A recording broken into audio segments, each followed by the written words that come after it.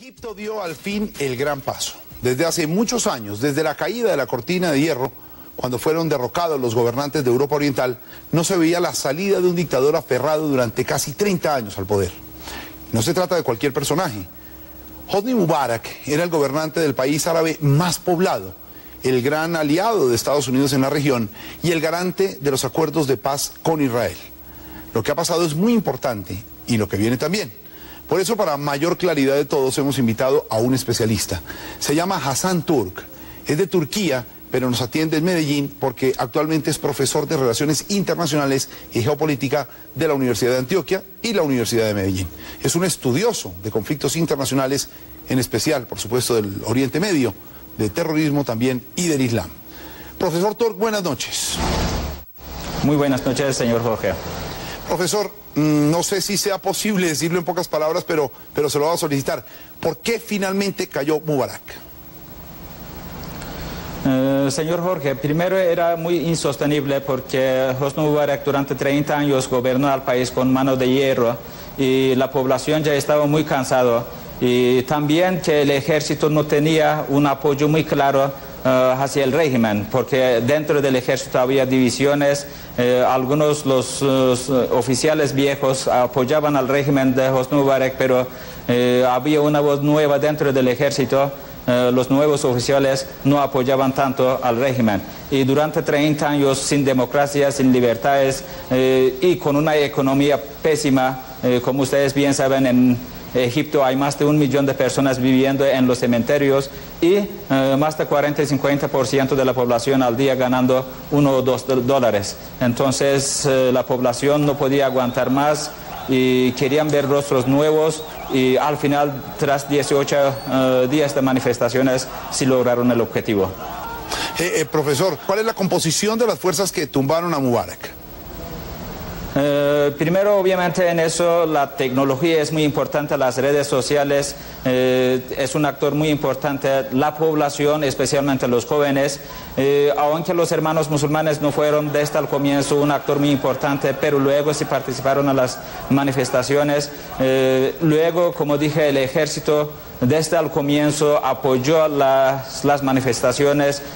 Hoy, como vimos, por ejemplo, la población cargaba a los soldados en sus hombros y las manifestantes estaban subiendo a los tanques. No mostraron así a qué lado van a tomar el ejército, no mostró claramente. Entonces las redes sociales, la población, especialmente los jóvenes, no tanta importación como dije a los hermanos musulmanes, tienen un peso muy importante en esas manifestaciones o en esa revolución. Profesor, ¿y por qué entonces el prestigio del ejército? ¿No es muy común eso en la caída de un régimen?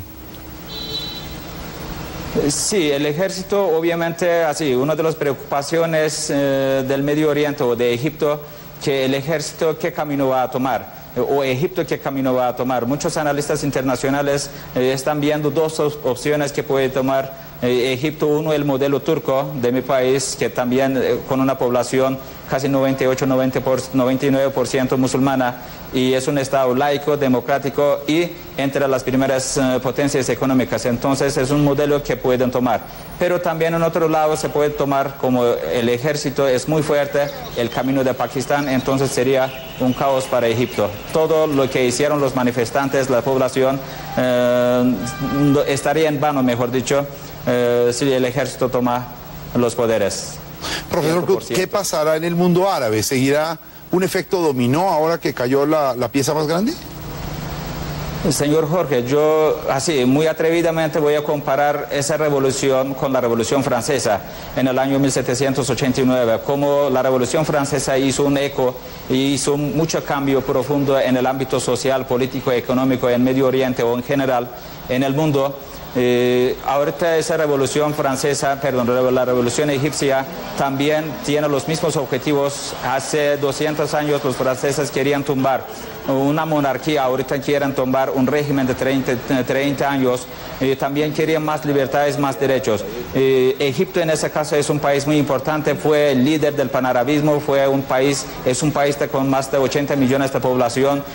Hay muchos intelectuales como premios Nobel de Paz, como premios Nobel de Química, hay muchos intelectuales. La Universidad del Azhar tiene más de 800 años, perdón, fue creado en el año 800, entonces es un país muy importante lo que está pasando en Egipto. Y puede hacer un efecto dominó que ya estamos viendo como en los países Marruecos, como en Jordania, como hasta en Arabia Saudí, a través de las redes sociales, y en Yemen también, a través de las redes sociales los jóvenes se están uniendo para para pedir más democracia en la región. Profesor, y bajo esta situación, ¿usted a qué líder o a qué personaje vería en este momento vislumbrándose como reemplazo de Mubarak?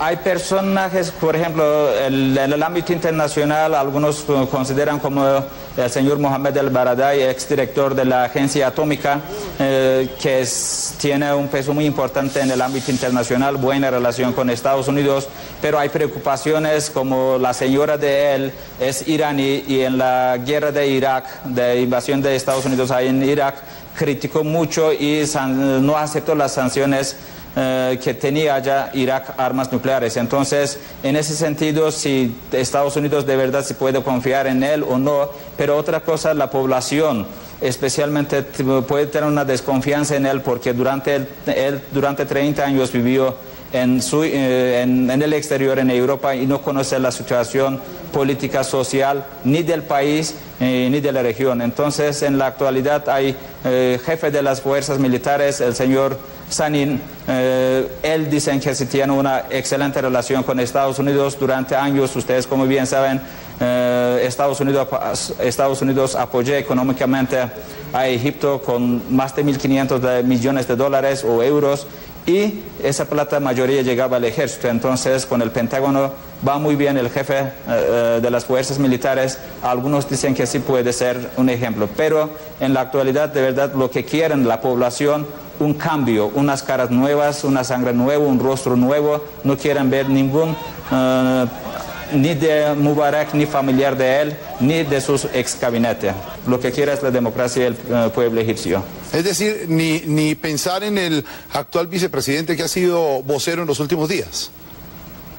Sí, el señor Omar Suleimán no, porque también, como ustedes bien saben, en Egipto el pueblo árabe sí ama al ejército, pero tiene un profundo odio hacia la policía o policía secreta. Y el señor Omar Suleimán, ex vicepresidente, durante 20 años fue el director de la policía, el que torturó mayoría de la oposición. Entonces, Omar Suleimán no sería un candidato, no sería un buen candidato inteligente, porque, como dije, el pueblo no quiere ningún rostro del gabinete de Hosni Mubarak. Y Omar Suleimán, como dije, fue exdirector de la policía y el que torturó mayoría de la oposición. Profesor Turk, como decimos aquí, la pregunta del millón: ¿qué va a pasar con Israel y los acuerdos de paz? El mundo entero está pendiente de ese tema. Sí, cuando yo dije la revolución egipcia, lo estoy comparando con la revolución francesa. Los intelectuales, los políticos, la población tiene que ser muy inteligente. Obviamente, si los políticos, académicos, intelectuales apoyan esa revolución, y si quieren de verdad traer la democracia, ni Israel ni otros países o los mismos musulmanes, como los hermanos musulmanes de Egipto, tienen que preocuparse. Lo que tiene que tomar el camino ni de pro-occidental ni de pro-oriental, ni como el caso de Irán, ni así 100% definido hacia el occidente. Tiene que tomar, como dije, en el modelo turco, que tiene excelentes relaciones con Europa, con Occidente, y también muy buenas relaciones con Medio Oriente. Pero el gobierno que llega al turno, si toma solo el camino de pro-oriental, entonces sería un gran problema.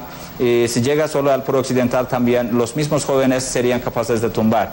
Pero yo no creo que especialmente los hermanos musulmanes, como han dicho en muchas ocasiones sus líderes o sus portavoces, no tienen un candidato específico. Otra cosa, señor Jorge, hay que saber diferenciar entre el chiismo y sunismo. Los chiitas, en el chiismo hay un islam político mucho más claro, como en el caso de Irán, pero en el sunismo, a lo largo de la historia, ni en la época otomana, turca, ni los abbasíes o omeyas tuvieron ese problema. Los clérigos nunca quisieron llegar al poder solo lamentablemente vimos en el caso de Irán. Pero hay que saber diferenciar también los jóvenes de Egipto hacia la situación. Es muy diferente la situación de Irán de 1979 y 2011 de Egipto. Los jóvenes no quieren y tienen un pésimo ejemplo, como en el caso de Irán. Por eso no creo que los hermanos musulmanes van a traer un sistema teocrático como en el caso de Irán. Pues profesor Turk, mil gracias por su elocuencia, por su explicación y de verdad nos deja muy bien ubicados. Una pregunta muy corta final, pero una respuesta muy corta. ¿Usted sí pensó que Mubarak se fuera a quedar más tiempo después de 18 días de resistencia o iba a caer tan rápido como salió la cosa? Yo propuse máximo 3, 4 semanas y de verdad, como dije, el pueblo no quería ceder, no quería parar y no quería dejar de manifestar hasta que deja el poder Hosni Mubarak. Y al final, de verdad, máximo lo que pudo aguantar fue 2, 3 semanas. Pues profesor Hassan Turk, le agradecemos muchísimo su explicación, su claridad. Creo que lo estaremos molestando más adelante porque aquí no para esto, sino el proceso va a ser mucho más largo de lo que pensamos y lo estaremos consultando, profesor Turk, y estará usted de nuevo con nosotros en el radar, ¿oyó? Señor Jorge Vargas, muchísimas gracias y es un honor para mí estar en este programa con ustedes. Muchas gracias. Honor para nosotros, profe. Muchas gracias desde Medellín.